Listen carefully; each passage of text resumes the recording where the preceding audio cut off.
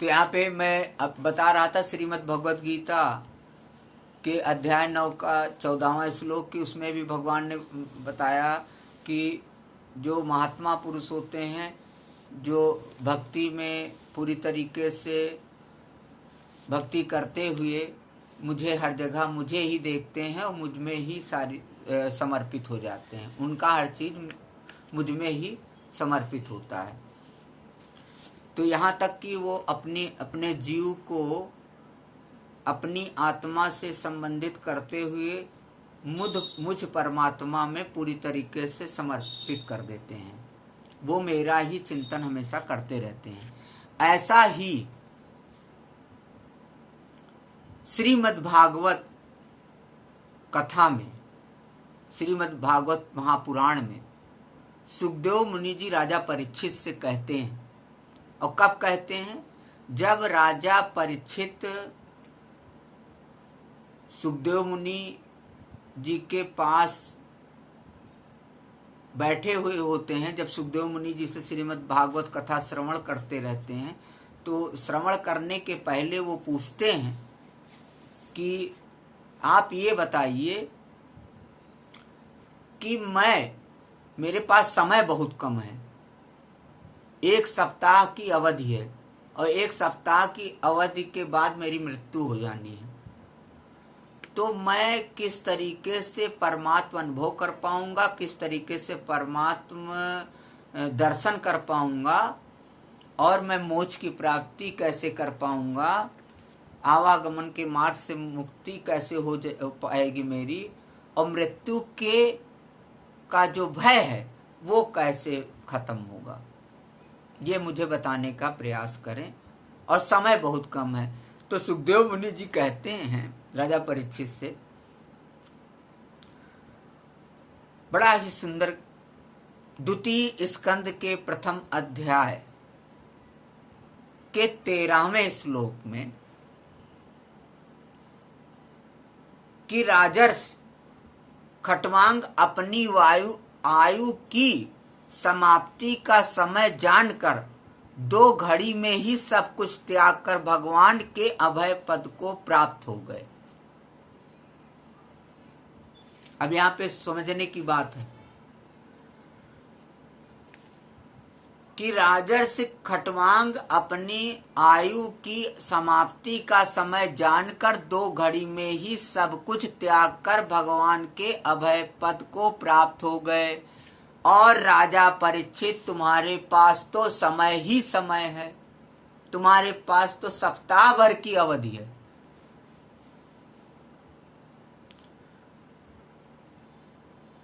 सप्ताह भर की अवधि है।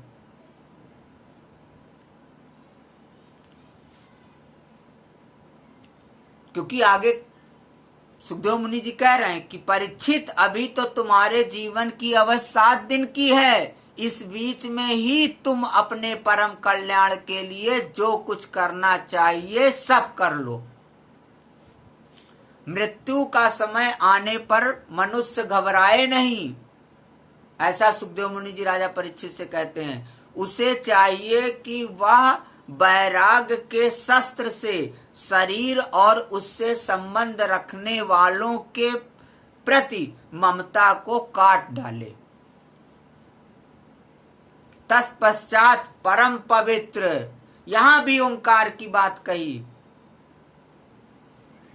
सुखदेव मुनि जी ने राजा परीक्षित को कि आ उ मा, इन 3 मात्राओं से युक्त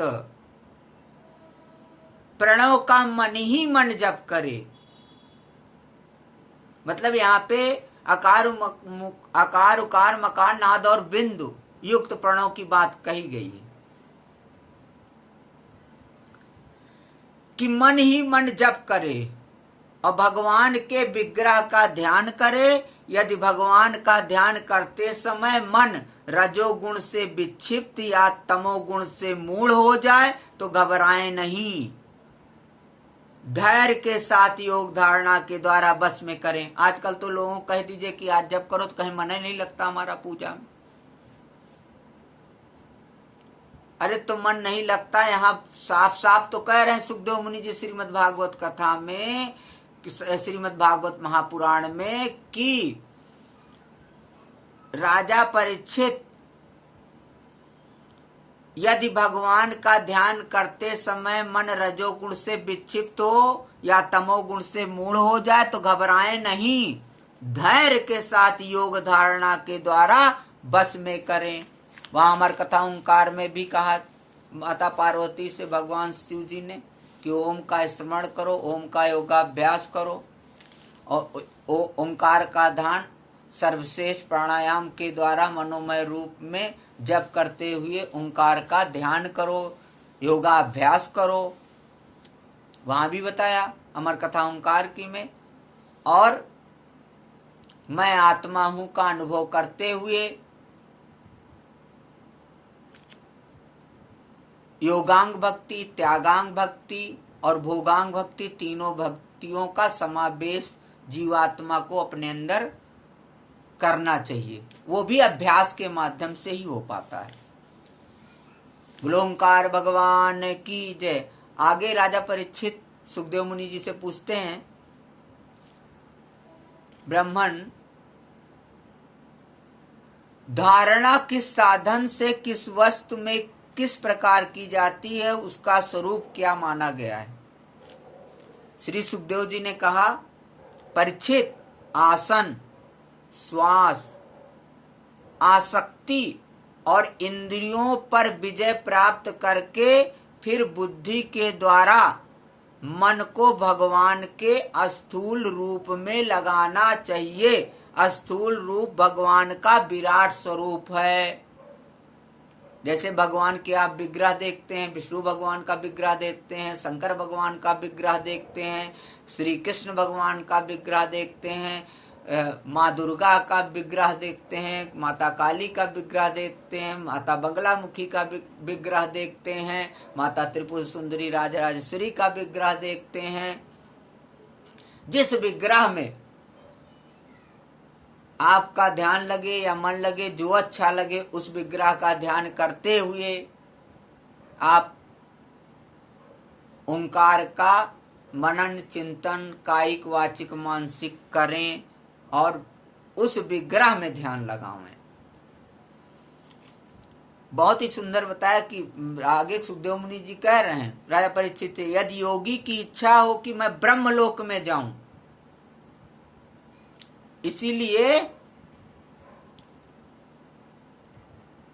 ज्ञानी योगी भक्त को सबसे प्रिय बताया है भगवान श्री कृष्ण ने अर्जुन को कि परीक्षित, यदि योगी की इच्छा हो कि मैं ब्रह्मलोक में जाऊं, आठों सिद्धियां प्राप्त करके आकाशचारी सिद्धों के साथ विहार करूं अथवा त्रिगुणमय ब्रह्मांड के किसी भी प्रदेश में विचरण करूं, तो उसे मन और इंद्रियों को साथ ही लेकर शरीर से निकलना चाहिए। और भगवान का शरीर कैसा है? विराट स्वरूप। जल, अग्नि, वायु, आकाश, अहंकार, महतत्व और प्रकृति, इन 7 आवरणों से घिरे हुए इस ब्रह्मांड शरीर में जो विराट पुरुष भगवान है, उसका ध्यान करने की बात करी है। राजा परीक्षित से कहा है सुखदेव मुनि जी के इस विराट स्वरूप का ध्यान करें। सुखदेव मुनि राजा परीक्षित से कहते हैं कि राजन, संसार चक्र में पड़े हुए मनुष्य के लिए जिस साधन के द्वारा उसे भगवान श्री कृष्ण की अनन्य प्रेममयी भक्ति प्राप्त हो जाए, उसके अतिरिक्त और कोई भी कल्याणकारी मार्ग नहीं है। परीक्षित, इसलिए मनुष्यों को चाहिए कि सब समय और सभी स्थितियों में अपनी संपूर्ण शक्ति से भगवान श्री हरि का ही श्रवण कीर्तन और स्मरण करें। राजन, संत पुरुष आत्मस्वरूप भगवान की कथा का मधुर अमृत बांटते ही रहते हैं। राजा परीक्षित, जो बुद्धिमान पुरुष हैं, वह चाहे निष्काम हो, समस्त कामनाओं से युक्त हो अथवा मोक्ष चाहता हो, उसे तो तीव्र भक्ति योग के द्वारा केवल पुरुषोत्तम भगवान की ही आराधना करनी चाहिए। ऐसा श्रीमद् भागवत महापुराण में सुखदेव मुनि जी राजा परीक्षित से कहते हैं। बोलो भक्त और भगवान की जय। बोलो पूर्ण ब्रह्म श्री कृष्ण भगवान की जय। बोलो ओंकार भगवान की जय। बोलो सुखदेव मुनि की जय। अब आगे अमर कथा ओंकार के विषय पर आते हैं। वैसे सारा सब कुछ मैंने बताया ना कि सब, जैसे श्रीमद् भगवत गीता है और आपका श्रीमद् भागवत महापुराण है और अमर कथा ओंकार, इनको मैं जोड़ करके ही आपको ओंकार का ज्ञान समझाने का प्रयास कर रहा हूं। और मैंने मांडुक उपनिषद, मुंडकोपनिषद, तैतरीय उपनिषद, छांदोग्य उपनिषद, श्वेताशतर उपनिषद, भक्ति रसामृत सिंधु, रुद्रमालय तंत्र, जावाल तंत्र, ये सारी चीजों से मैंने और भी कथानक लिए हैं। और कुछ जो है ब्रह्मवैवर्त पुराण से भी हमने लिया है। इसलिए सबको मिला करके मैं ओंकार का ज्ञान समझाने का प्रयास आपको कर रहा हूँ। यहाँ पे आगे जो है व्यास जी, जो माता पार्वती और शिव जी का संवाद हो रहा है, उसमें आगे शिव जी माता पार्वती जी से कहते हैं कि अकारादि 5 वर्णों में जो 5 ब्रह्म स्वरूप सद्य, वामदेव, घोर, पुरुष, ईशान हैं, वे क्रम से मेरी मूर्तियां ही हैं। सद्य से होने वाले अकार रूप शिव में 8 कला का वर्णन है। उकार में वामदेव रूप 13 कलाएं हैं। मकार में अघोर रूपणी 8 कलाएं स्थित हैं। बिंदु में पुरुष गोचर 4 कलाएं हैं और नाद में ईशान रूप 5 कला स्थित है। आगे कहें 6 पदार्थों की एकता के अनुसंधान से प्रणव की रचना होती है। मंत्र, यंत्र, देवता, विश्व, गुरु और शिष्य से 6 पदार्थ हैं। ये प्रिय इनका अर्थ सुनो। अब यहाँ पे 6 पदार्थ कौन से बताए भगवान शिव ने माता पार्वती? मंत्र, यंत्र, देवता, विश्व, गुरु और शिष्य से 6 पदार्थ हैं। हे प्रिय इनका अर्थ सुनो। पहले का कहा हुआ प्रणव मंत्र 5 वर्णों की समिष्टि है, उसी की यंत्र संज्ञा है। उसके मंडल को बताता हूं। यंत्र देवता रूप हैं, देवता विश्व रूप हैं और विश्व रूप गुरु है और शिष्य गुरु का शरीर है। यंत्रम तु देवता रूपम देवता विश्व रूपिणी, विश्व रूपो गुरु प्रोक्त शिष्यो गुरु वपु अस्मृतः। ओमतीदं सर्वमिति सर्वं ब्रह्मोति चाश्रुते, वाचवाचक संबंधोपेयमेवार्थ ईरितः। ओमतीदम सर्वम अर्थात यह सब जगत प्रपंच का ओकार रूप ही है, ऐसा श्रुति गान करती है। वाचवाचक के संबंध का यही अर्थ है। वाचवाचक संबोध पे मेवार्थ ईरितः, वाचवाचक के संबंध का यही अर्थ है। आधारो मणिपुरस्य हृदयं तु तथा परम, अविशुद्ध राज्ञा च तथा शक्ति शांतरियु क्रमात्। आधार मणिपुर हृदय, विशुद्धि चक्र, आज्ञा चक्र, शक्ति और शांत कला क्रम से अवस्थान कहे गए हैं।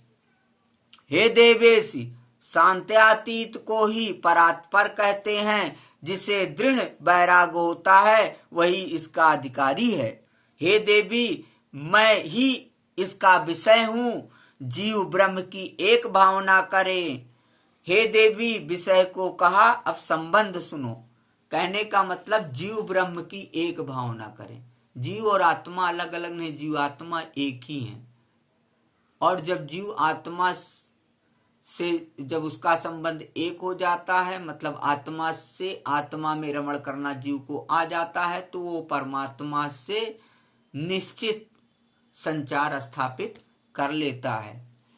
जीवात्मा की मेरे सहित प्रणव की एकता होती है। बोध बोधक भाव अर्थात जीव ब्रह्म की एकता का बोधक प्रणव है। यह ही संबंध है।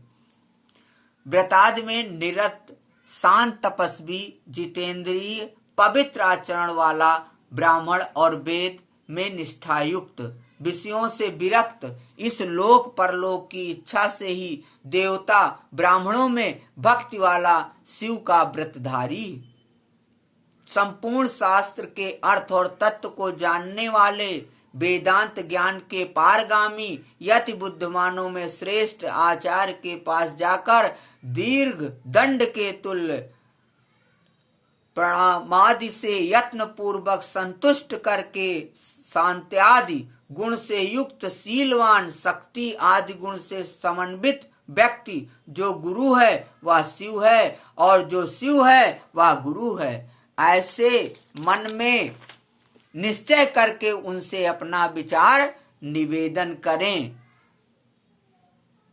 बोलो ओंकार भगवान की जय। ओंकार निराकार है, साकार जब होता है, हम जैसे बड़े अधमों का उद्धार तब होता है। पावन सबका प्राण हो, विश्व का कल्याण हो, पावन सबका प्राण हो, विश्व का कल्याण हो।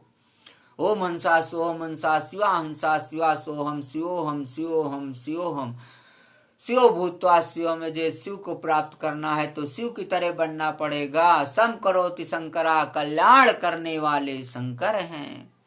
आज मैं अपनी कथा को यहीं पे विश्राम दूंगा। आज 41वें दिन की कथा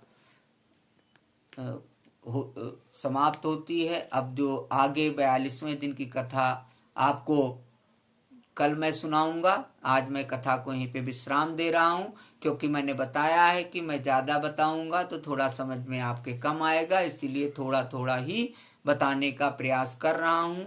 कुछ जो महापुराण या उपनिषद या आपका श्रीमद् भगवत गीता पवित्र ग्रंथ है और आपका श्रीमद् भागवत महापुराण है, इनसे भी कुछ कथाएं मैं ले रहा हूं कि जिससे आपको सरल ढंग से ओंकार का ज्ञान समझा सकूं। बोलो भक्त और भगवान की जय।